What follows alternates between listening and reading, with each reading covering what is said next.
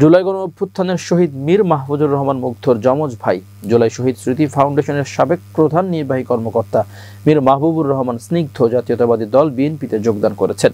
গত মঙ্গলবার বিএনপিতে যোগ দেন তিনি। ওই রাতেই তিনি রাজধানীর গুলশানে বিএনপি চেয়ারপারসনের রাজনৈতিক কার্যালয়ে গিয়ে আনুষ্ঠানিকভাবে বিএনপির সদস্যপদ গ্রহণ করেন। বৃহস্পতিবার সকালে নিজের ভেরিফাইড ফেসবুক আইডি থেকে দেয়া এক পোস্টে বিএনপিতে যোগ দেওয়ার কারণ জানিয়েছেন তিনি।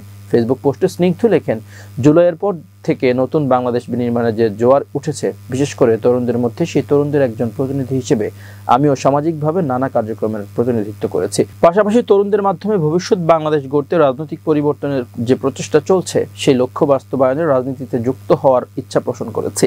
তিনি বলেন, আপনারা জানেন যে আমি বা আমার ভাই এদের কেউ রাজনীতির সাথে জড়িত ছিলাম না। মুগ্ধ একজন সাধারণ নাগরিক হিসেবেই দেশের জন্য জীবন দিয়েছে। তাই আমি মনে করি মুগ্ধ সহ সব শহীদ কোনো রাজনৈতিক দলের নয়, তারা সব মানুষ এবং এদেশের সম্পদ। রাজনীতিতে আসার বিষয়ে মুগ্ধ বলেন, বর্তমান প্রেক্ষাপটে এবং নতুন বাস্তবতায় সম্পূর্ণ ব্যক্তিগত জায়গা থেকে বাংলাদেশের একজন সাধারণ নাগরিক হিসেবে রাজনীতিতে অংশগ্রহণ করছি এবং সম্পূর্ণ নিজ যোগ্যতায় এগিয়ে যেতে চাই।